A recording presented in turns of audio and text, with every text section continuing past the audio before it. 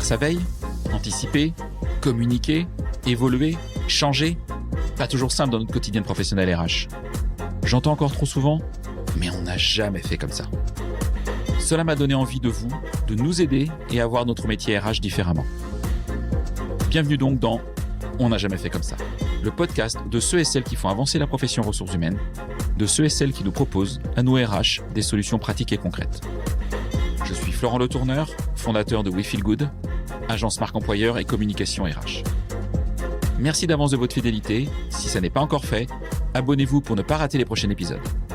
J'espère d'ailleurs que cet épisode ouvrira pour vous le champ des possibles et vous donnera envie de faire bouger les lignes RH dans votre entreprise. C'est parti et bonne écoute. Avant de démarrer, je suis fier d'accueillir un tout nouveau partenaire sur On n'a jamais fait comme ça. Lucas. Lucas, une entreprise qui propose des solutions autour de la gestion RH et des dépenses collaborateurs. Alors Lucas, je l'utilise quotidiennement depuis 8 ans. Et ce que j'apprécie surtout, c'est le soin qu'ils ont apporté au design et à l'ergonomie des interfaces pour les rendre très faciles d'utilisation et sans faire l'impasse sur la rigueur métier des logiciels RH. Mais Lucas, ce ne sont pas que des logiciels de gestion RH. C'est aussi une entreprise atypique, indépendante d'esprit et qui n'hésite pas à expérimenter des pratiques managériales hors du commun. Et c'est sans doute ça qui m'a plu. Défier les normes établies comme je tente de le faire chaque semaine avec vous, avec On n'a jamais fait comme ça. Pour les découvrir, c'est très simple. Lucas.fr. Lucca. Hello à toutes et à tous et bienvenue pour ce nouvel épisode de On n'a jamais fait comme ça. Alors aujourd'hui, je suis ravi d'être reçu par Jocelyn Martin, le cofondateur de Propel, une entreprise récente, cofondée avec Damien Cheveux-Duras et Félix Tenace. Propel est un service de recrutement par recommandation, le tout embarqué dans une appli Apple ou Android. Tout un programme, on va regarder tout ça. En tout cas, un grand merci Jocelyn pour ton accueil et ta dispo. Comment vas-tu ? Très bien, merci de me recevoir aussi de ton côté sur ce podcast, j'en suis ravi. Eh bien écoute, en tout cas c'est ton premier podcast sur Propel ? Non, malheureusement non. Je ne suis pas le premier. Non, tu n'es pas le premier, mais ça sera certainement le meilleur, j'espère. J'espère. Bon, pour être transparent avec vous, chers auditeurs, chères auditrices, je connais très bien Jocelyn depuis quelques temps. Voilà, donc ce qui m'a aidé effectivement dans la prépa de cet échange. Bon, pour commencer, Jocelyn, juste revenir sur ton parcours. C'est assez classique comme question, mais qu'est-ce que tu faisais avant Propel ? Quelle est ton histoire ? Et puis on parlera effectivement de ton idée Propel, votre idée, parce que vous êtes 3, et puis là vous en êtes aujourd'hui. Yes, pour commencer, dire que je suis papa, parce que c'est finalement mon job le plus important et le plus prenant en termes de charge mentale, mais une grande joie d'avoir 3 enfants. J'ai 42 ans et j'ai surtout en fait entrepris et travaillé dans la publicité, dans la communication.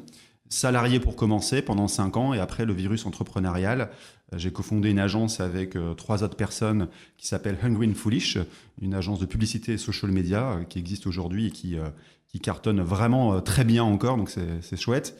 Et puis donc ça jusqu'en fin 2017 et début 2018, j'ai cofondé un cabinet en marketing digital qui s'appelle Genius, qui est en fait allez, si je devais caricaturer, une ESN, mais sur les métiers du market et de la com. Donc, on plaçait des consultants qu'on recrutait en CDI, c'est important, et qu'on plaçait chez des clients plutôt grands comptes, CAC 40, SBF 120.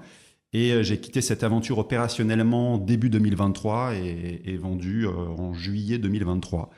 Et depuis, je m'en consacre à Propel, qui est un tout autre sujet, puisque sur l'industrie plutôt des RH et du recrutement en particulier, ce qui n'était pas au départ, évidemment, le terrain de jeu sur lequel je jouais, mais on le verra certainement au cours de cet entretien. Il y avait des ponts ou des synergies entre les deux. Ok, très très clair. Ouais, donc t'es pas un bébé RH toi à la base en fait. Pas du tout. Okay. J'ai appris en fait une partie des RH parce que c'est extrêmement large aujourd'hui comme job au pluriel. Sur le tas, donc plutôt avec ma casquette d'entrepreneur, à valoriser, à rendre attractif finalement une entreprise dans laquelle j'étais, et puis à commencer à recruter, à onboarder, à travailler sur l'expérience collaborateur, avec tous les outils qu'on connaît et qui se créent au fur et à mesure depuis quelques années maintenant. Donc j'ai vraiment appris sur le tas et ça m'a donné envie, preuve en est, puisque maintenant je suis dans cette industrie-là. Ok, donc Propel est ta 3e entreprise. Oui. Je pose peu de questions honnêtement sur la partie entrepreneuriale, mais j'en aurais quand même 2-3 à te poser. Oui. Quel conseil tu donnerais aujourd'hui à quelqu'un qui aurait envie d'entreprendre en 2024 ? Toi qui as créé 3 entreprises? Eh bien, Si tu avais 2-3 tips. non, alors j'ai importants. un premier tip que je donne toujours. Tu viens de dire, toi qui as créé 3 entreprises, je dirais moi qui ai cofondé 3 entreprises. Et en fait, hyper important de faire ça à plusieurs, je pense. Je pense que j'aurais pas été aussi loin si j'avais été seul à créer mes propres boîtes. Pour plein de raisons, complémentarité avec d'autres associés, avec des personnes qui sont évidemment très importantes, alignées sur les valeurs au départ, mais qui peuvent aussi challenger un point de vue, apporter une autre approche. Donc le premier tips, clairement, c'est co-fonder, co-construire à plusieurs. Je dis pas que seul ça se fait pas, mais je vois déjà la charge mentale qu'on a quand on est à plusieurs. Tout seul, c'est quand même plus compliqué. Donc ça, c'est le premier élément. Et le deuxième élément, qui est aussi fondamental à mon sens, c'est vraiment s'intéresser au marché sur lequel on est. Très souvent, je vois des créateurs, des fondateurs, des cofondateurs qui pensent produit et pas résolution de problème chez un client.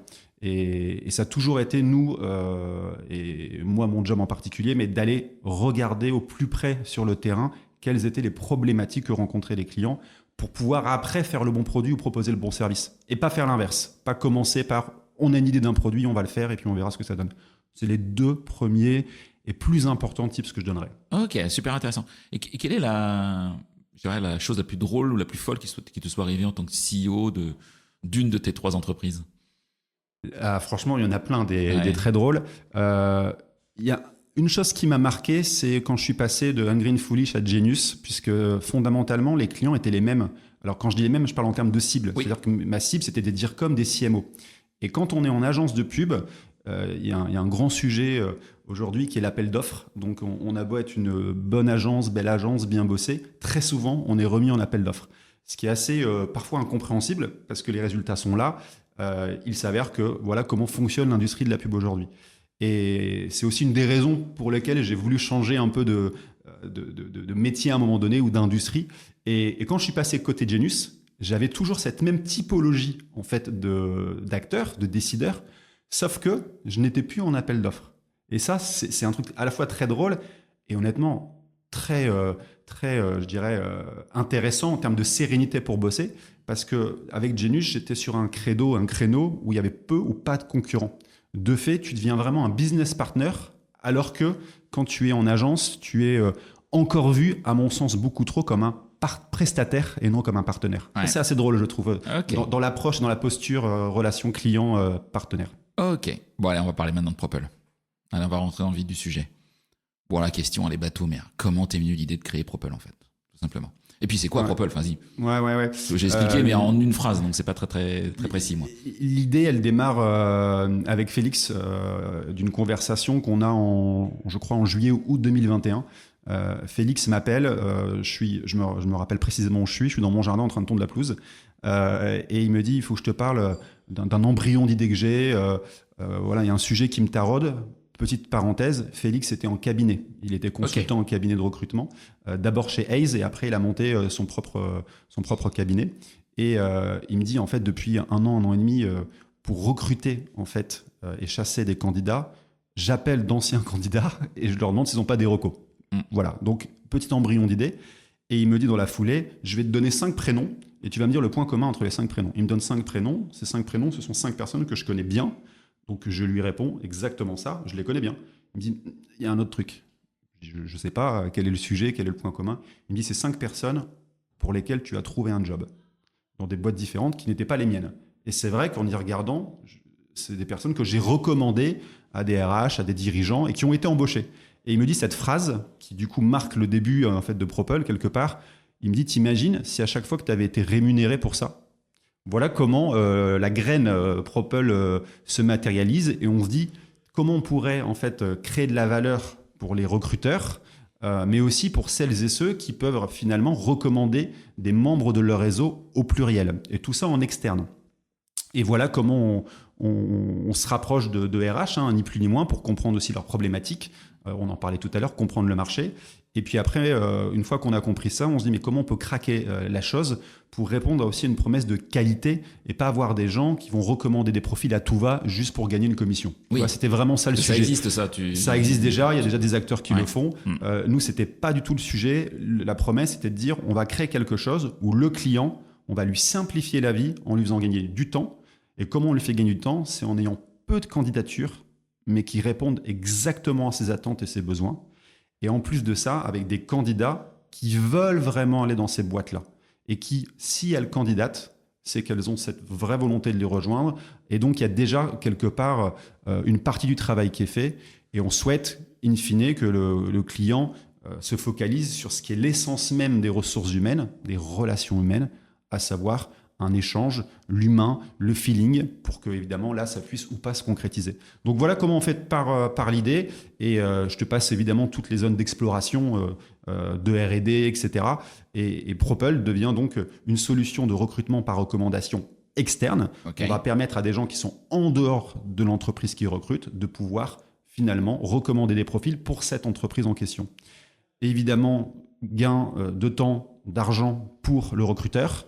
Et de l'autre côté, déjà tu rends service, parce que la recommandation c'est ça, hein, c'est tu rends service à la base, il y a une notion de bienveillance, de partage, etc. Et puis on pousse le bouchon, si je puis dire, avec une commission. Cette commission elle est de 1 500 € minimum, donc on est vraiment sur un fil directeur de création de valeur et partage de la valeur. Et j'irai jusqu'au bout du raisonnement, cette valeur partagée auprès de celui ou celle qui recommande, c'est à minima 50% du chiffre d'affaires que nous on génère. Ok. Donc ça, c'est un vrai élément aussi différenciant. C'est ce que tu appelles les propellers. C'est ce que on appelle les propellers. On y viendra tout à l'heure sur comment venir, mais oui, on appelle ça un propeller, tout à fait. Alors, du coup, j'ai pas mal de sujets à aborder. Premier sujet, peut-être un peu provocateur. En fait, ce que fait Propel, pardon. En fait, les cabinets de recrutement le font.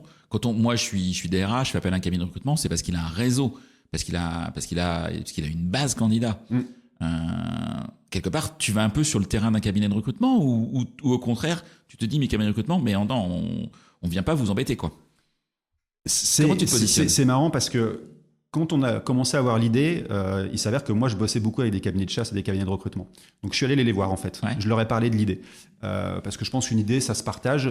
C'est pas tant l'idée qui fait la différence, c'est l'implémentation. Donc, j'avais pas trop de sujets de mal à en parler. Et là, quelle a été ma surprise, c'est que tous les cabinets de recrutement m'ont dit « mais en fait, c'est génial ». Alors que je me disais, potentiellement, ils vont dire que je suis un poil à gratter. Ouais. Et c'est vrai qu'on ne l'est pas du tout. Je pense qu'il y a une vraie valeur ajoutée pour les cabinets de recrutement que nous, on n'a pas, à savoir l'accompagnement aussi, tu vois, la shortlist, c'est du temps long, tu vois, c'est la plus chasse, la chasse aussi, chasse. Exactement. Donc c'est vraiment une proposition de valeur différente. Aujourd'hui, tu connais le sujet aussi bien que moi, voire mieux que moi. Des équipes de recrutement, elles n'ont pas qu'un seul levier pour recruter. Elles vont faire appel à une CV Tech, un job board, un cabinet de chasse, un cabinet de recrutement, un LinkedIn recruteur, etc., etc. Donc nous, on ne vient pas remplacer ça du tout. On est complémentaires. Et je vais même te dire quelque chose, c'est qu'on ne va pas être la bonne solution pour toutes les audiences à recruter, pour toutes les cibles. En fait, je pense qu'il y a des outils qui sont parfaits pour certaines populations à recruter, qu'ils sont moins pour d'autres. Et je pense que sur cet écosystème assez large, cet océan de solutions, il n'est pas illogique d'avoir plusieurs solutions de recrutement quand tu es recruteur. Et donc Propel vient en complément de ça, avec une démarche qui est un peu différente, c'est de se dire en effet que nous, le potentiel et le vivier de candidats, il va être beaucoup plus large qu'un cabinet de chasse ou de recrutement, parce qu'on va avoir, nous, accès en fait, à des candidats cachés. C'est-à-dire celles et ceux dont tu ne pourrais pas avoir l'info qu'ils sont en recherche ou à l'opportunité. Pour info, ça représente aujourd'hui près de 70% des gens qui sont sur le marché. J'ai vu ce chiffre-là récemment sorti par l'APEC. Donc nous, on va s'adresser à ces gens-là finalement comme candidats. Et c'est des gens qui ne vont pas mettre Open to Work sur LinkedIn, par exemple. Et on m'a posé la question aussi récemment, mais l'IA dans tout ça, est-ce qu'elle ne vient pas être en concurrence avec vous ? Pas du tout, parce que l'IA, elle ne peut pas avoir l'info que dimanche dernier à un barbecue, mon ami m'a dit qu'il cherchait un job. Ok. Tu vois, donc on est aussi complémentaire de ces éléments-là. On vient pas à la place d'eux, on vient vraiment apporter une solution nouvelle, en tout cas dans la manière de le faire, qui n'est pas nouvelle en revanche dans ce qu'est la reco. La reco existe depuis la nuit des temps. On recommande un resto, on recommande plein de choses, et c'est vrai que nous, c'est une innovation d'usage sur la manière dont on le fait. Ok. Il existe une app qui est aujourd'hui téléchargeable. Oui. Sur l'App Store et Google Store. Play, exactement. Google Play. Ouais. Je suis plus Apple, donc je connais même pas les termes. Enfin bref, elle est téléchargeable gratuitement. Qui peut la télécharger en fait, quel est l'objectif? C'est plutôt la population RH, c'est plutôt les propellers, c'est plutôt les candidats. Ouais. Comment est-ce que tu peux expliquer ces trois audiences? Comment ouais. on traite les trois audiences? En fait, nous, l'audience qu'on cible, c'est-à-dire pour proposer et vendre la solution, c'est les recruteurs, c'est les entreprises. Donc elles ont accès à une interface qui leur est propre sur desktop, ni plus ni moins.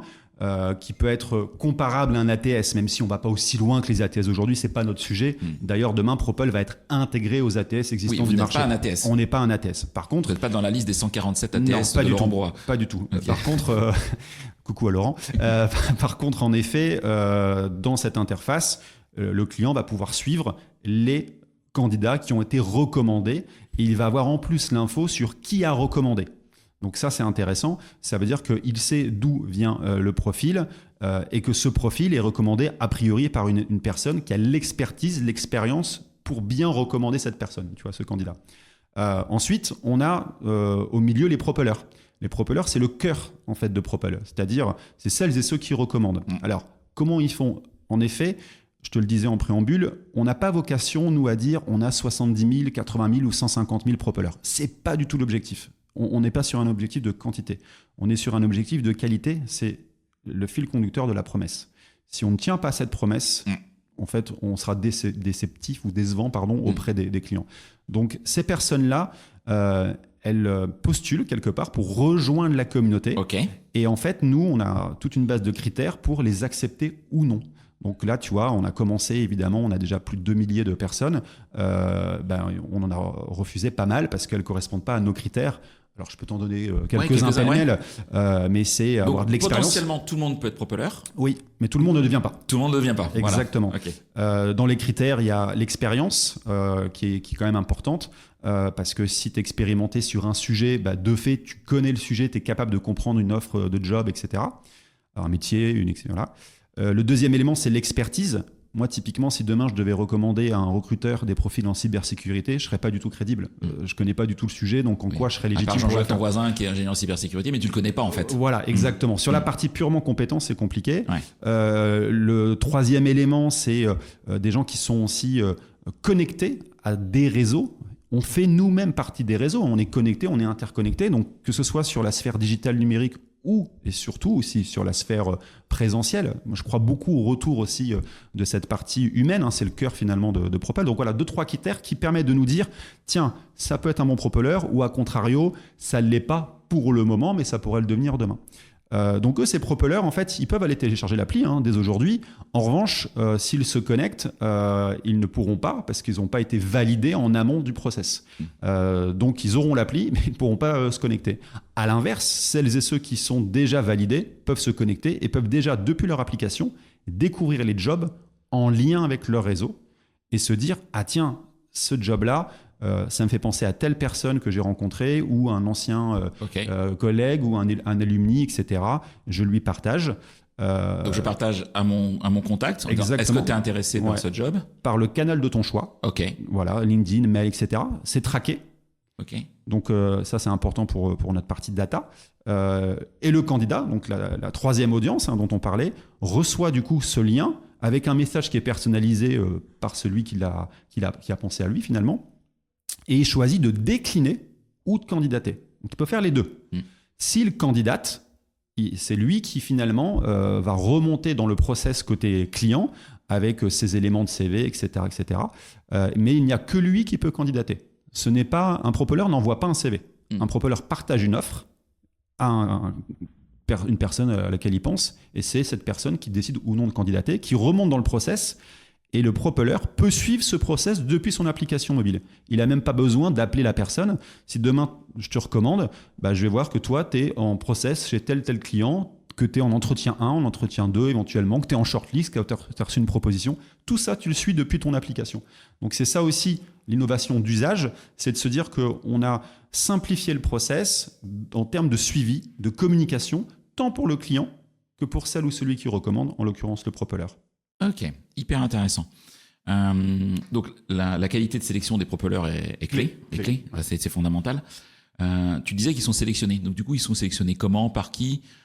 C'est Jocelyn le matin qui fait les entretiens en propeller? C'est un outil qui va présélectionner? C'est une équipe?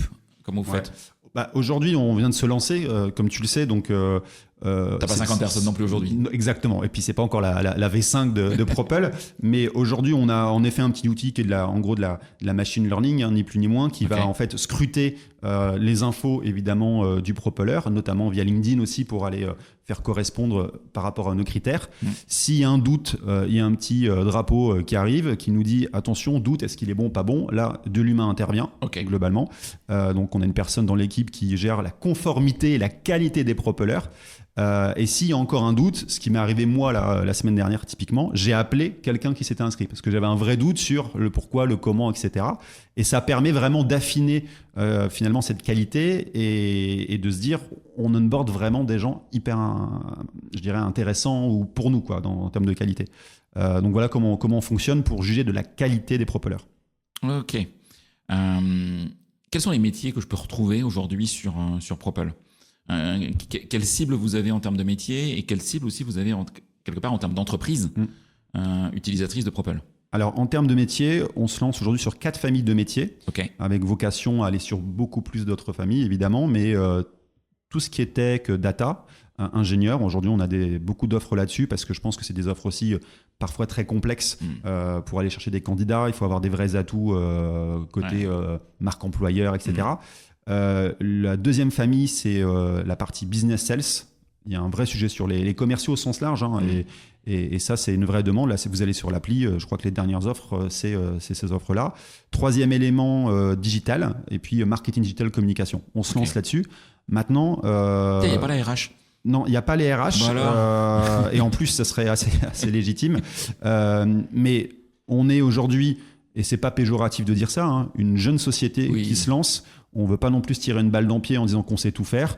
On va évidemment tirer le fil au fur et à mesure. 2024, fin 2024, là, c'est vraiment ces métiers-là, ces familles de métiers-là, sur Paris-Île-de-France en priorité, sur Lille également. Et puis après, on va tirer le fil sur d'autres zones géographiques. Mais pour te donner un exemple hyper concret, j'ai été amené à pitcher devant une partie des entreprises qui font partie de l'écosystème Mulier. Et il y avait Kiloutou, par exemple, et le DRH de Kiloutou vient me voir et me dit « Mais c'est génial, on cherche des conducteurs d'engins, c'est vraiment un métier ultra complexe qui marche beaucoup par réseau. Quand est-ce qu'on peut être sur Propel ?» Et typiquement, je me suis dit « Mais c'est génial parce que c'est pas forcément des métiers auxquels on pensait. » Maintenant, pour aller chercher des conducteurs d'engins, il faut que de fait, en face, on ait la communauté avec ces réseaux-là. Exactement. Il faut que tu aies des propellers, sinon ça ne marche pas. On est vraiment sur ce qu'on appelle le network effect qui est utilisé par Airbnb ou par Uber. Donc, aller d'abord travailler sur la communauté, onboarder les bons propellers et ensuite aller chercher les entreprises puis les jobs pour qu'on puisse faire finalement matcher les deux audiences. Parce que si tu as des clients avec des offres, mais qu'en face, tu n'as pas de propeller, c'est d'ailleurs un des éléments qui fait que certaines boîtes n'ont pas marché sur ce sujet-là. Tu es décevant d'un côté. Inversement, si tu as des propellers mais que tu n'as pas de job, ça ne marche pas non plus. Donc c'est toujours ce juste équilibre à trouver sur ces deux pieds entre la communauté d'un côté et les jobs de l'autre. Donc du coup, tu sélectionnes des propellers, mais il faut aussi que tu aies en chercher quelque part. Oui. Sur certains métiers en tout cas. Oui. Alors, comment on fait? Oui. On a 3 leviers d'acquisition aujourd'hui. Le tout premier tu vas pas passer une annonce sur Indeed en disant recherche propellers. Non, exactement. Non. Le premier, d'ailleurs c'est une bonne idée ça. Non, c'est gratuit. Le premier levier en fait, c'est celui qu'on a utilisé tout au départ, c'est de l'organique. En gros, tu prends ton bâton de pèlerin et tu parles à une personne, 2 personnes. Et globalement, c'était génial parce que ça nous permettait aussi de tester la proposition de valeur. Et ça, c'est à chaque fois qu'on parle de Propel à quelqu'un, dans les 10 minutes ou dans l'heure, la personne vient pour devenir propeller. Donc ça, évidemment, c'est un levier fort. Néanmoins, qui en termes je dirais de temps, est hyper chronophage. Parce que je ne peux pas aller, moi, toute la journée, aller parler à une personne à chaque fois. Mais on y reviendra sur celui-ci. Le deuxième levier qu'on travaille depuis quelques mois, c'est de s'adresser à d'autres communautés. Et ça, c'est pertinent. Parce que du coup, je te prends un exemple, on a monté un partenariat avec l'école Le Wagon, à Lille, qui est un organisme de formation dans la tech et la data. Qui mieux que les formateurs du wagon sont légitimes ou pas pour recommander des personnes en tech et en data? Tu vois ce que je veux dire? Donc, on a fait ça avec eux en mode test. Ça a été une réussite parce que du coup, sur certaines offres, on a eu des profils qui venaient et qui étaient recommandés par des gens du wagon. Et là, tu te dis, mais c'est génial. Et donc, on multiplie ça. Donc, on va avoir des organismes de formation, des écoles, des réseaux alumni, parce qu'en fait, il y a cette qualité qu'on recherche. Il y a cette volonté aussi de bien faire les choses pour tout le monde et de rendre service. Quand tu vas voir aujourd'hui un organisme de formation qui a un réseau d'alumni, tu lui dis, bah voilà, on a des jobs qui correspondent finalement à ce qu'est votre formation initiale. Vous allez pouvoir valoriser ça sur vos propres supports de communication internes. Et en plus, les gens qui vont le faire vont gagner de l'argent. Et puis, ça peut aussi favoriser l'effet boomerang sur certaines boîtes, etc., etc. Donc, on a vraiment ce levier alumni, organisme de formation qu'on développe là à fond les ballons. Expression désuète des années 80, excusez-moi. Mais c'est vraiment l'idée. Et puis, le troisième levier qu'on lance là la semaine prochaine, c'est une campagne de growth digital. Alors, avec une particularité, c'est qu'il ne faut pas qu'on soit un chalutier qui lance un filet, puis on verra ce qui arrive. Donc, ultra ciblé par rapport à tous les critères dont je t'ai parlé tout à l'heure, la zone géographique, l'expertise, l'expérience métier, les groupes et les business clubs dans lesquels ces gens-là peuvent être. Donc, potentiellement, toi, tu pourrais être ciblé demain sur une campagne méta parce que tu corresponds à ces critères-là, Florent. Ok, voilà. D'accord. Extrêmement clair. Est-ce que je réfléchis en même temps que je te pose la question, mais je suis recruteur freelance, je pourrais être propellers parce que moi j'étais en cabinet de recrutement. Le nombre de fois où tu as 2 ou 3 super candidats pour ton client il va en embaucher un, et des fois tu as 2 candidats, il te reste 1 ou 2 candidats à qui tu dois dire non. Tu te dis mais ce sont des super pépites, des gens top qui des fois sont effectivement dans un marché caché parce qu'ils veulent pas apparaître officiellement comme candidats. Et souvent, comme recrutement, on n'en fait pas grand-chose. Voilà. Est-ce que là, il n'y a pas une activité possible ? T'es malin parce que t'anticipes un peu le futur de Propel, mais en fait, il y a 2 sujets en un. Le premier, c'est très actuel. Aujourd'hui, je ne vais pas te mentir, sur la base de Propeller qu'on a onboardé, on a vu qu'il y avait des gens qui étaient des recruteurs, clairement. Alors, l'idée, c'est que quand ils deviennent Propeller, ils s'inscrivent avec leur adresse mail personnelle. Ce ne sont pas des professionnels du recrutement. Oui. Par contre, ce sont des gens qui... T'attends pas tous les recruteurs de non, pas du tout, pas du tout. Par contre, c'est la même réflexion que tu as eue, c'est qu'on a vu en effet, j'ai échangé avec certains d'entre eux qui m'ont dit exactement ce que tu m'as dit. On avait un super candidat qu'on n'a pas pris. Par contre, il est top. Du coup, est-ce qu'on peut le recommander ? Donc, ça se fait déjà, parce que tu vois, déjà moi, aujourd'hui. Je suis sur des groupes, des groupes Slack de recruteurs. Oui, Gross Hiring Club, voilà, il y en a plusieurs. Recruiters Kitchen, voilà, etc. Bien sûr. Ou même des fois, on se dit, tiens, il y a cette idée, j'ai rencontré Jean-Jacques, il est top, Jean-Jacques. Moi, j'ai pas de poste pour lui. Est-ce qu'il y a quelqu'un un poste pour lui, quoi ? Alors, on le fait déjà. Après, il faut qu'on soit très transparent et très clair dans notre proposition de valeur à qui on s'adresse. Oui. Aujourd'hui, les propellers, on a aussi un vrai sujet d'aller voir des particuliers, alors qui ont des boulots par ailleurs, évidemment, mais il y a aussi on peut pas mettre dans la même, je dirais, du même côté des recruteurs professionnels et des gens qui le sont pas. Donc demain, en effet, il y a une volonté aussi de créer une offre spécifique pour les recruteurs professionnels, avec aussi une volonté finalement d'être dans un mouvement, passez-moi l'expression, mais de recyclage de candidats, parce que demain, quand tu es une boîte, que tu recrutes, que tu avais 2 candidats géniaux, mais que tu dois en prendre un, si tu peux dire au deuxième, écoute, on ne te prend pas, néanmoins, on va te recommander par ailleurs, tout le monde est gagnant. Oui. Le client, sa marque employeur joue, l'expérience du candidat qui se dit, bon, je suis déçu, j'ai pas eu le poste, mais potentiellement, on m'a recommandé par ailleurs. Donc évidemment, c'est un vrai sujet. Le candidat, il va kiffer le cabinet en plus. C'est la V2, Florent, c'est la V2. Ok, donc 2025. Exactement. Ok, mon côté impatient. Tu as parlé de commission, parce que c'est pas gratuit en fait, Propel.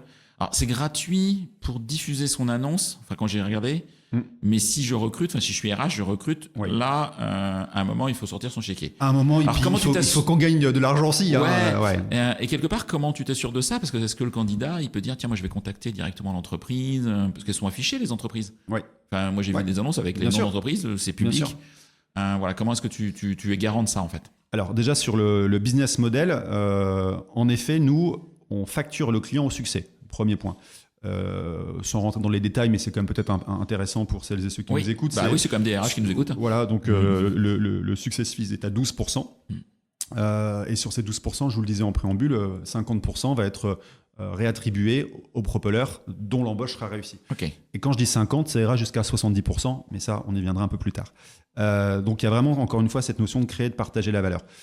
Aujourd'hui, le client, on l'onboard gratuitement. Il a accès à l'ensemble des features, à l'interface. On n'a pas parlé de la job description, mais c'est un élément clé pour nous avec des vrais partis pris dont je ferai un petit focus tout à l'heure parce que potentiellement, il y a des gens qui se diront « Ah bah non, je peux pas être client parce que c'est pas comme ça. » Je crois qu'il y a un sujet sur l'affichage de la rému, par exemple. Exactement, on va en parler après. Mais en tout cas, voilà, il y a cette vraie volonté de proposer des offres qui soient, à mon sens en tout cas, en lien avec 2024-2025. C'est-à-dire qu'il y a des trucs que nous, on veut plus voir, des choses qu'on veut voir, qu'on veut absolument qu'ils soient valorisées. Parce que notre promesse, c'est quand même de simplifier la vie des recruteurs, de leur faire gagner du temps, mais aussi des candidats. Juste une petite aparté sur la REM, en effet. Moi, je suis désolé, mais quand je vois rémunération selon profil, ça me rend dingue. Alors oui, il y a une nouvelle norme qui va arriver en 2026 pour les entreprises de plus de 100 salariés pour que ça soit transparent, mais ça devrait l'être déjà depuis un grand moment et tout le monde y gagnerait, à mon sens. Mais on y reviendra après. Donc 12% de success fees et tu n'as rien à perdre si ça ne fonctionne pas. C'est-à-dire que tu es onboardé, tu diffuses ton annonce. Si ça marche, tu sais ce que ça va te coûter. Si ça ne marche pas, tu n'auras rien payé. Par contre, tu auras évidemment, malgré tout, eu des CV certainement de qualité. En effet, la question que tu poses juste après, c'est mais le candidat pourrait finalement aller directement voir le client plus que c'est affiché. La réponse, en effet, est oui. Un peu comme Airbnb. Airbnb, je veux dire, tu peux facilement trouver le lien, etc. Alors nous, on va avoir un vrai système de rétention de Propeller, de fidélisation et de gamification, ce qui fait que déjà que sur le Propeller, il va vouloir rester chez Propel. Ça, on en est convaincu. Ça a été aussi co-construit avec des personnes en bêta-test. Voilà. Sur le candidat, j'ai envie de dire quel intérêt. Le candidat, il est recommandé par quelqu'un qui le connaît. De fait, s'il est embauché, en fait, le process va beaucoup plus vite, déjà. Il est on top, si je puis dire, parmi tous les CV que le client pourrait recevoir. Et deuxièmement, la personne qu'il connaît va être valorisée et récompensée d'un point de vue monétaire. Quelle raison ferait que? Après, il y a un autre sujet, c'est de se dire, oui, mais du coup, admettons qu'il bypass, etc. Eh bien, on a quand même aussi, nous, là, je parle côté client, des CGU et des CGV. De toute façon, ce n'est pas l'intérêt du Propeller, parce que le Propeller, il aura recommandé. Exactement. Lui, il peut suivre. Le Propeller, il y a zéro sujet. Parce que le Propeller, il peut suivre le parcours du candidat qu'il a. Exactement. Voilà. Donc il sait si le candidat il joue le jeu ou il joue pas le jeu en fait. Exactement. Donc le candidat, il n'y a pas d'intérêt non plus. À la limite, c'est les 0,1% de clients qui se diraient en fait, maintenant que j'ai le candidat dans mon pipe, je vais passer en direct. Mais ça, évidemment, à partir du moment où on les onboard, quand bien même. Tu l'as quand t'es cabinet. Hein. Oui, exactement. Je te confirme. Mais on a vraiment travaillé sur cette partie avec un cabinet juridique pour que sur les conditions générales d'utilisation, en fait, un client ne puisse pas, je dirais, embaucher un candidat qui viendrait de Propel, parce que nous, on a tout le tracking. Oui. Donc, voilà. Puis de toute façon, tu le fais une fois, tu le fais pas deux. Hein. Oui, puis après, ça n'a pas de sens. C'est comme dans tous les sujets. Tu peux avoir 0,1% des gens qui vont le faire, mais c'est pas ce qui va nous intéresser. Ok. Il y a une période de garantie pour les candidats? Excellente question. C'était une question qu'on s'est posée et on est passé par tous les chemins, si je puis dire. La réponse est non. D'accord. La réponse est non. On est convaincu de notre solution et on est aussi convaincu que la responsabilité du recrutement, à l'instar d'un cabinet d'ailleurs, elle est chez le client. Elle n'est pas chez le cabinet, elle n'est pas chez Propel, elle n'est pas sur un job board. Donc le taux aussi de 12% justifie aussi ça. On n'est pas sur des taux de 20, 25, 30%. Donc à partir du moment où la personne a fait son premier jour au sein de l'entreprise est facturée et le Propeller est payé. Il reçoit, en tout cas sur son wallet, sur son application mobile, la commission. Oui, ça c'est vous qui payez le Propeller. Exactement. Ah oui, ça c'est hyper important à dire. Oui. C'est un des trucs qu'on a craqué. C'est-à-dire qu'en fait, en effet, on a échangé avec pas mal de clients qui disaient finalement c'est assez proche de la cooptation, sauf que vous le faites en externe. On a voulu le faire, mais on ne peut pas nous payer clairement des gens externes parce qu'ils ne sont pas salariés. Ça, nous, on a dit, c'est notre problématique. C'est nous qui gérons ça. Vous n'avez pas à payer les gens, les commissions, c'est Propel qui les paye envers les propellers. Et c'est en ça que ça nous différencie d'une marketplace, typiquement. Le client n'est pas en lien direct avec le propeller. Donc, c'est vraiment une solution digitale. Félix, mon associé, parlerait de SaaS, mais à la place de mettre software, il mettrait service as a software et non pas software as a services. Ok. Ce qui veut dire que pour être propeller, si je suis payé, il faut que j'ai une structure juridique. Oui. Moi, j'ai des questions. Ouais, non, mais ouais. En fait. Bon, après, c'est facile à créer. Hein. Alors, pas non compliqué. seulement c'est facile à créer, et surtout. C'est pas un vrai sujet. Non, puis surtout, c'est un sujet qui a été travaillé par des boîtes comme Uber au départ, typiquement. Et nous, on va le prendre en charge, ça, pour celles et ceux qui ne l'auraient pas. Oui. Néanmoins, au départ, les gens qu'on cible comme Propeller, à 60%, sont déjà en mesure de nous facturer. Ouais. Parce qu'ils sont auto-entrepreneurs, freelance, ils sont indépendants, ils sont ils ont une boîte, ils ont une holding, etc. Vous créez un partenariat avec Legal Start et puis on crée création d'entreprise. Tu vas trop vite, Legal Start, en effet, déjà. Je savais pas. Là, tu savais pas, mais voilà, je te le dis. Donc voilà, en effet. Ouais, il y a des solutions qui permettent d'aller rapidement. Je vais revenir sur un point qui est clé. Tu parlais de l'offre d'emploi. On a parlé de la rému, de l'affichage de la rému, etc.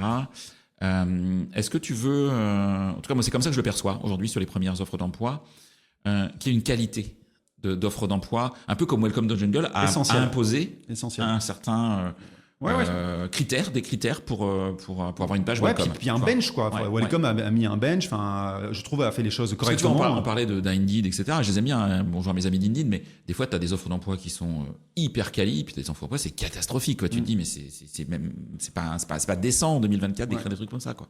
Alors, franchement, pour moi, c'est essentiel. Ouais. La job description, je pense que j'ai des chiffres qui sont complètement sortis de mon cerveau, qui ne sont pas du tout des datas, mais quand je vois les offres de postes, je pense que 81%, je ne postule pas parce qu'elles ne me font pas rêver.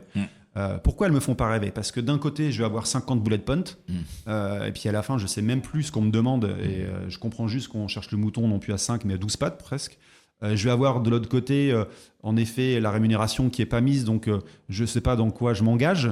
Quand tu vas au restaurant, tu aimes bien avoir les avantages sociaux, en tout cas. Voilà. Il y a un sujet qui manque très souvent aussi, c'est le process de recrutement. Ouais, et ça, c'est clé. J'ai envie de me projeter, de savoir si je vais passer 2, 3, 8, 12, 25 entretiens. Donc, il y a plein de sujets comme ça qui sont des sujets de fond. Et là, on parle vraiment du contenu, mais qui doit en effet se révéler dans la forme. Est-ce que tu envisages qu'on peut être une petite vidéo avec l'offre d'emploi? C'est prévu. C'est peut-être pas c'est prévu. Okay.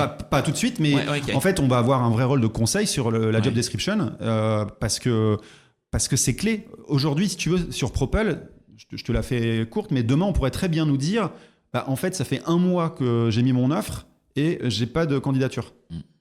Mais alors, pourquoi tu n'as pas de candidature? Est-ce que c'est parce que le job est hyper compliqué? Est-ce que c'est parce que ta marque employeur n'est pas bonne? Est-ce que c'est parce qu'il y a des manques dans la job desk? Est-ce que c'est parce que tu n'as pas donné envie? Donc tout ça, il faut qu'on puisse l'analyser. Et on va l'analyser. C'est-à-dire qu'on va avoir de la data aussi demain. Typiquement, un client pourrait nous dire je ne comprends pas, j'ai 12 propellers qui ont partagé l'offre à 12 candidats. Je te prends le chiffre au hasard. Et sur les 12 candidats, 11 ont décliné. Pourquoi? C'est intéressant d'avoir le pourquoi. Et ce pourquoi-là, on va l'avoir. Donc, on aura la data pour dire au client demain, tu vois, en fait, 80% des candidats ont décliné parce que c'était marqué que la rémunération n'est pas en adéquation avec leur mission, leur poste et leur expérience. Ou alors, la réputation de cette entreprise ne me convient pas. On a vraiment des éléments très factuels qui vont nous permettre et la job desk en fait partie. Et la job desk, aujourd'hui, tu en as vu, sur l'application, tu les vois, c'est ultra visuel. C'est ultra coloré avec notre branding. C'est des tags pour que le propeller très rapidement il puisse comprendre. Nous, on veut qu'une job desk, en un écran de téléphone, elle soit comprise. Après, tu peux rentrer dans le détail. Mais on doit avoir les éléments clés. Et même les éléments clés, ce qu'on appelle chez nous des propel pics, des cards, quand tu vas cliquer dessus, on va savoir sur laquelle tu as cliqué en premier. Donc, on va savoir pour telle population, telle géographie, tel métier, telle zone, quel est l'élément clé différenciant qui t'intéresse dessus. Ok. Un peu de techno, là, tu as parlé assez rapidement, parce que je n'ai pas posé la question, mais tu en as parlé, des connexions avec les ATS. En 2024-2025, ça devient indispensable d'avoir un ATS, en tout cas tes clients. Donc, et pour échanger avec tes clients peuvent être aussi mes clients, et j'échange avec eux. Et aujourd'hui, ça les saoule d'avoir des candidats qui arrivent dans différentes bases. Donc, ils ont leur base ATS, etc. Donc, demain, c'est, à mon sens, clé que Propel soit connecté avec les ATS. Est-ce que vous êtes déjà connecté avec des ATS? Est-ce que tu as déjà des noms à donner? Ou est-ce que c'est encore trop chaud et ça va arriver là? Juste un petit point de contexte parce que c'est intéressant ce que tu dis. Je suis d'accord avec toi. un ATS devient indispensable. Et moi, je trouve ça génial. Je crois que j'étais un des premiers clients de Tim Taylor avec Genius en 2019. Ok. J'ai adoré. Vraiment, ça a changé notre vie sur le flux, la gestion des candidats, etc. 2019, il venait d'arriver. Cela étant, aujourd'hui, je crois 90% du top 500 en France a un ATS. Ce chiffre tombe à 25% pour les PME, le reste des boîtes. Donc, c'est pas non plus anodin. Ça veut dire qu'il y a quand même encore beaucoup mais il y a encore de un marché à boîtes conquérir, qui n'ont pas d'ATS. Alors, on voit bien que c'est un marché où il y a, tu disais tout à l'heure, 140 ATS. C'est Laurent qui a fait une newsletter où il y avait 147, je crois. Et encore, il en a trouvé d'autres depuis, quoi. Ouais, c'est énorme et donc il y a encore un potentiel. Et c'est un marché très concurrentiel. Donc, tout le monde n'a en tout cas pas un ATS aujourd'hui. Mais je pense qu'en effet, ça devient un must-have, clairement. Tu as raison. Donc, au moment où je te parle, on est quoi ? On est le 7 novembre 2024. On n'est pas encore intégré à des ATS parce qu'on vient de se lancer. Par contre, on est déjà en discussion avec des ATS. Je t'en ai cité un, Tim Taylor. C'est le premier avec lequel on commence à échanger. Ça sera un sujet pour nous demain d'être intégré à un ATS, évidemment. Aujourd'hui, l'offre fonctionne évidemment sans ATS. Oui. La particularité, c'est qu'elle est très, très, très simple, notre offre, parce que de fait, tu ne vas pas recevoir 100 candidats. Nous, la promesse, c'est tu as 2-3 CV, mais voilà, sur mesure, en gros. Donc, c'est pas un flux énorme à gérer, quoi. Tu vois ce que je veux dire ? Oui, c'est plus après pour suivre ces mais tu as candidats. raison, ça sera clé pour nous demain. Ok. Et l'IA, t'en as un peu parlé. C'est un mot qui est un peu fourre-tout aujourd'hui quand même, l'IA. Est-ce que l'intelligence artificielle va jouer un rôle présent ou même futur dans Propel ? Et si oui, à quel endroit en tout cas ? L'IA, déjà, tu le dis, se démocratise sur plein de verticales métiers. Les RH en font partie. Ça va aider, en fait, on parlait de simplification, d'être un facilitateur. Clairement, ça va l'être pour les ressources humaines, le recrutement en particulier, mais pas que. Donc, de fait, nous, ça sera un sujet aussi qu'on va intégrer chez nous, clairement. Ça sera, en fait, l'IA va être chez nous, va faire partie des filtres de qualité sur la partie candidature propeller, sourcing, et aussi sur la partie CV de l'autre. C'est-à-dire qu'en fait, elle va intervenir sur au-delà des aspects de purement de productivité, etc., mais sur le complément de l'humain, sur le CV que tu reçois, il est vraiment en lien avec tes attentes, et pas uniquement sur un matching, vraiment aussi sur un truc un peu plus poussé. On va aller même chercher de l'info qui n'est pas visible, sur de la prise de référence en plus de la reco, etc., etc. Donc, on va l'intégrer. Ça sera pas en 2025, on va pas se mentir, on va faire les choses petit à petit, mais clairement, on l'intégrera l'IA à ce niveau-là, sur la qualité, la prise de ref et la conformité. Ok. Je peux déjà passer, parce que tu parles de 2025 et aujourd'hui Propel se lance en France, et en plus Paris, RP et Lille pour l'instant, donc il y a aussi d'autres villes à conquérir. Bien sûr. Lyon, Nantes, Rennes, évidemment. Évidemment. C'est clé. Poitiers pour Léo Bernard, c'est important d'aller à Poitiers. Mais est-ce que je peux déjà passer des annonces pour un poste qui est à l'étranger ? Est-ce que vous y allez ? Vous allez y aller ? Parce que je peux être une entreprise, mais je peux aussi recruter un dev au UK ou en Suisse, quoi. Il y a la théorie, le plan qui est marqué sur une belle presse, qui est affiché au mur de Propel, etc. Et puis il y a la pratique. Donc, pour répondre à ta question, parce que ça peut aller assez vite en fait. On a une volonté d'aller à l'étranger, ça c'est sûr. Après, il faut pas mettre la charrue avant les bœufs. Oui. C'est toujours pareil. Moi, j'ai plutôt une aspérité commerciale, donc je suis très friand d'opportunités, je suis très friand de tiens, on peut faire ça, etc.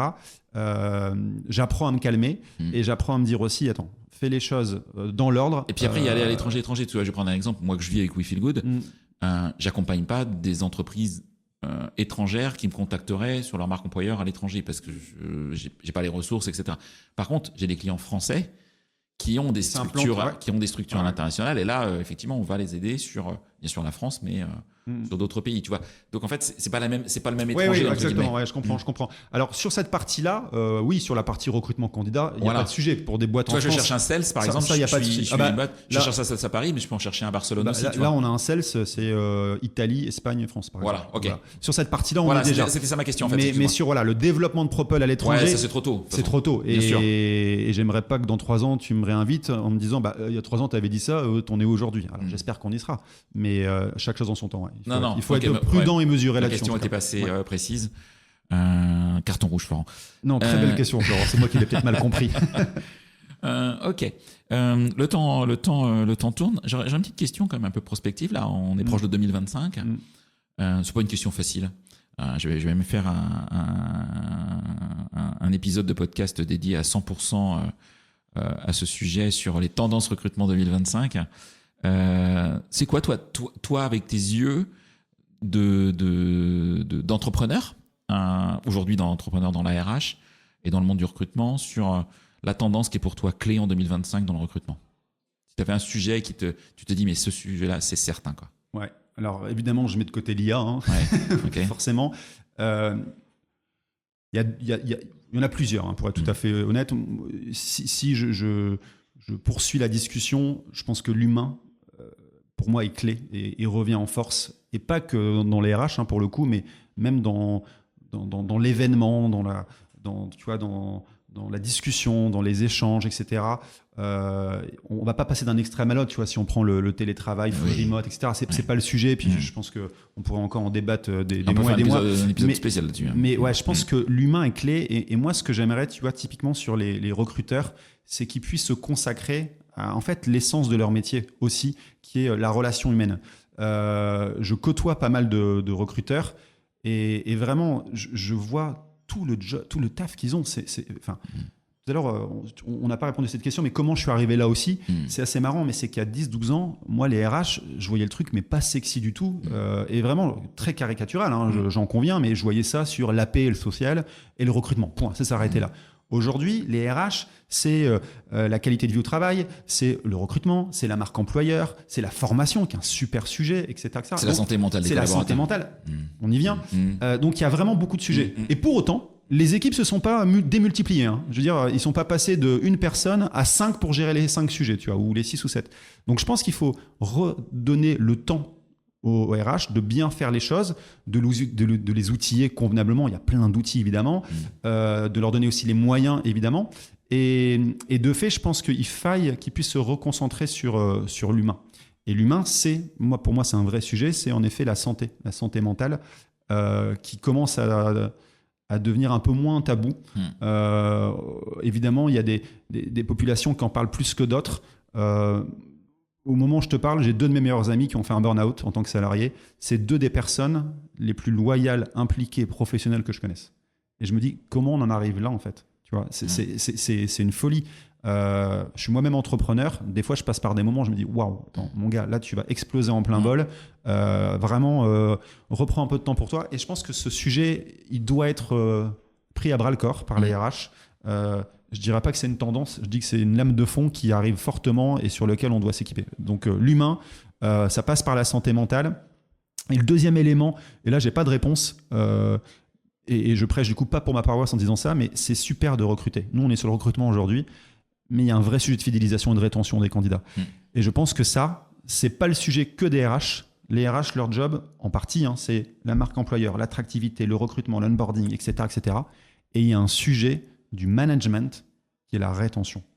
Ça, c'est clé parce que c'est bien beau de recruter, mais si au bout de 18 mois, les gens partent pour X ou Y raison, il faut pouvoir comprendre pourquoi ils partent et faire en sorte qu'à un moment donné, si quelqu'un te demande 3 000 € de plus par an et lui dire non, je ne peux pas t'augmenter, que la personne part et que tu recrutes quelqu'un qui du coup coûte plus cher, en plus tu as perdu du temps, en fait, c'est une aberration. C'est vraiment une aberration. Alors, il faut du turnover. Hein. Moi, je suis pour le turnover. Ah bah oui, le coût d'un recrutement, de toute façon, c'est des dizaines de milliers d'euros. Mais c'est une folie. Pour moi, c'est une folie. Le temps de formation, les coûts cachés, les coûts indirects, etc. En fait, moi, c'est ce que j'ai vécu pendant des lustres quand j'étais RH en entreprise et en cabinet. On pense que ça coûte quelques euros de recruter. Je passe une annonce, ça coûte 300 €, mais c'est pas le sujet en fait. Non, mais c'est. Tu vas voir le temps que tu vas perdre. Et puis la démotivation des équipes, il faut reformer. Et le temps passé, c'est-à-dire que ça coûte des dizaines de milliers d'euros. Pour identifier un candidat aujourd'hui, je parle côté cadre, c'est un chiffre APEC aussi, c'était 9 semaines en 2022 pour identifier, pas pour onboarder, identifier, 12 semaines en 2023, 15 semaines en 2024. Tu rajoutes à ça potentiellement 3 mois de préavis. En gros, il te faut 6 mois entre j'ai écrit la job desk et la personne arrive. 6 mois. Pendant 6 mois, qu'est-ce qui se passe? Elle n'est pas opérationnelle. Oui, et pendant 6 mois, qu'est-ce qui se passe? Le boulot, il faut quand même le faire. Donc, je le refile à des gens qui vont en prendre plus. Du coup, ça a aussi un impact sur la santé mentale. Encore un coût indirect et un coût caché. Donc, il y a ce sujet-là aussi, à mon sens, de rétention, qui est moi un sujet qui me passionne pour le coup demain. Ok. Je vois qu'il faut aller vite, je prends du temps, pardon. Non, t'inquiète. C'est passionnant, Florent, c'est pour ça. Est-ce qu'il y a une question que je t'ai pas posée et que tu aurais aimé que je te pose? Un sujet dont j'ai pas parlé et tu aurais aimé en parler. Ouais, c'était très marrant cette question parce que c'est celle que je pose en entretien d'embauche-moi. C'est mes vieux réflexes de vieux recruteurs. La question, parce que c'est une question qui je vois, pose beaucoup de questions sur LinkedIn par exemple ou d'autres. C'est quoi un entretien d'embauche et comment on doit faire un entretien d'embauche? Je faisais ça beaucoup feeling quand j'ai commencé en tant qu'entrepreneur parce que j'avais pas les codes, les usages, etc. Alors c'est génial de le faire au feeling parce qu'il y a des choses que tu sens et qui sont vraiment de l'intuition. En revanche, tu loupes des choses. Ouais. Clairement, tu loupes des choses. De fait, je donne ma réponse là-dessus. Je pense qu'un entretien d'embauche doit être structuré, doit être qualifié, quantifié, il doit avoir une prise de notes et l'intuition joue aussi. Ça, c'est une évidence. Mais c'est pas que l'un ou que l'autre. Donc ça, c'est une question sur comment on fait un entretien d'embauche. Moi, je suis très à l'aise sur discuter avec les gens et surtout les mettre au même rapport. Aujourd'hui, alors, je vais imager, et vous ne verrez pas ça sur le podcast, mais globalement, avant, les recruteurs étaient tout en haut, les candidats en bas. Depuis quelques années, le paradigme s'est équilibré. Il faut jamais oublier, côté recruteur, que maintenant, c'est pas juste au candidat qu'on va lui demander qu'est-ce que tu vas m'apporter, mais aussi nous, en tant que recruteur, qu'est-ce qu'on va apporter au candidat. Ça, c'est clé aussi. Ok. Est-ce que tu aurais une anecdote pro à nous raconter? Alors, tu m'en as déjà dit une tout à l'heure, mais plus sur la partie entrepreneur.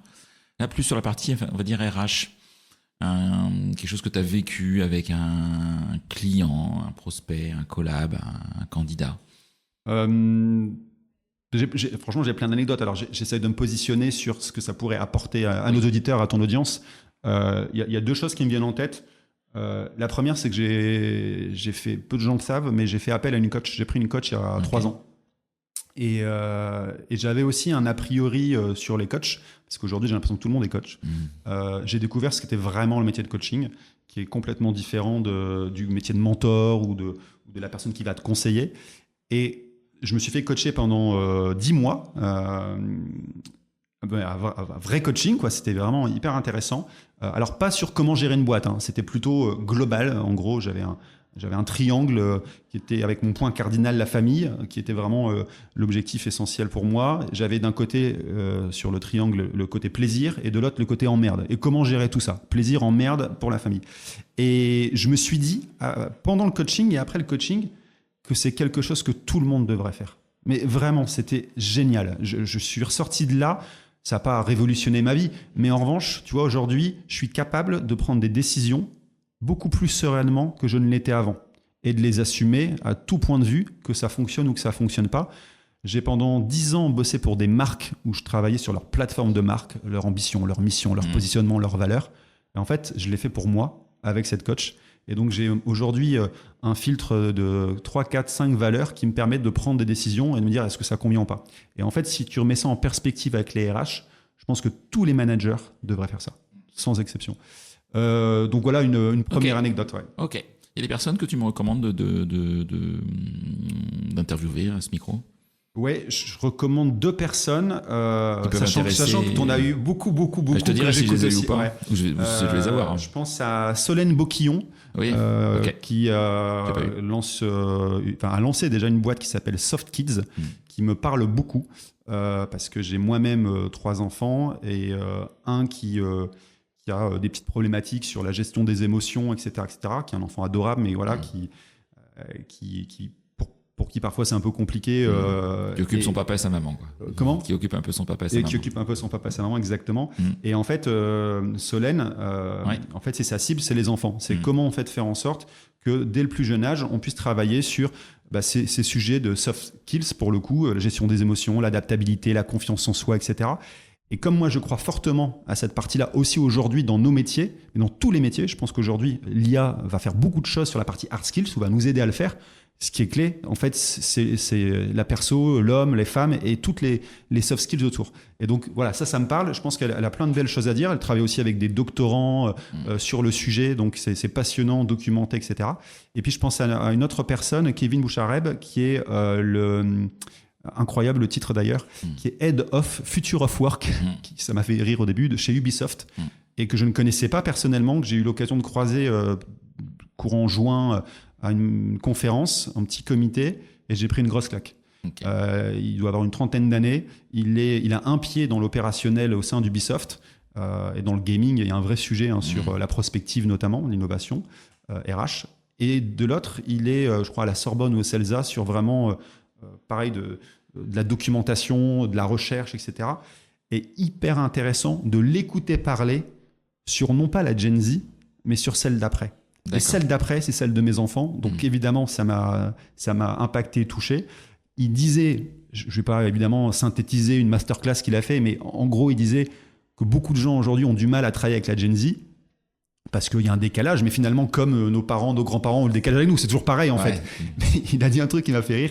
Il me dit, mais vous n'êtes pas prêts pour la génération d'après parce que ça sera les mad skills.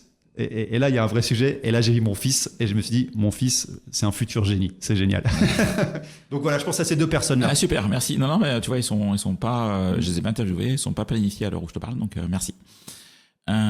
T'écoutes des podcasts, hein, au-delà alors pas forcément RH, hein, ça peut être des podcasts au sens absolu.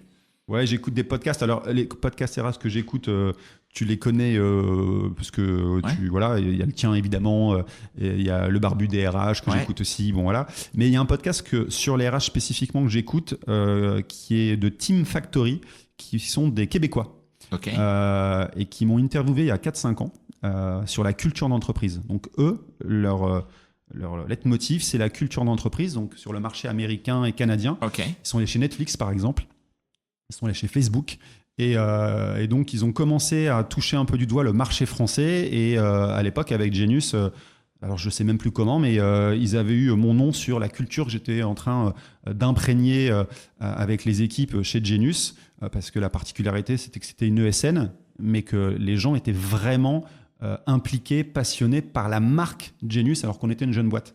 Et donc il y a Martin Delabrosil, qui est un des fondateurs de Team Factory. Avant, ça s'appelait Apiculture, je crois. D'ailleurs, ils viennent de se rebrander. Et c'est hyper intéressant d'écouter les sujets sur la culture d'entreprise. C'est avec une vision marché américain. Donc, c'est génial. Super. Merci. Un grand merci, Jocelyn. Si besoin, si nos auditeurs veulent te contacter... LinkedIn. Moi, je suis très LinkedIn, très LinkedIn. Et si j'ai envie, alors si je suis RH et que j'ai envie de faire appel à Propel, on te contacte. Si j'ai envie d'être Propellers, je télécharge l'application en priorité et je candidate. Non, je vais sur le site internet. Et là, il y a un call to action, rejoindre la communauté. C'est très clair. Sur notre site, il y a une partie entreprise et une partie communauté. Tout simplement. Hyper simple. Je vais sur le site web. Je mettrai de toute façon tous les liens dans Propel.io. De toute façon, je mettrai ce lien dans la descriptive de l'épisode. Un grand merci, Jocelyn.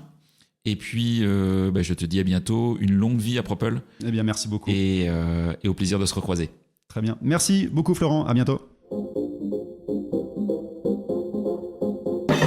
C'est terminé pour ce bel épisode. Merci de l'avoir suivi en entier. Pour ne pas rater le prochain, d'ailleurs, je prépare plein de chouettes entretiens pour ces prochaines semaines, abonnez-vous à On n'a jamais fait comme ça. C'est le bouton Suivre sur Apple Podcast ou s'abonner simplement sur Spotify. N'hésitez pas également à mettre 5 étoiles si vous avez apprécié ce podcast et à me contacter via LinkedIn pour tout commentaire ou toute suggestion d'invité. À bientôt!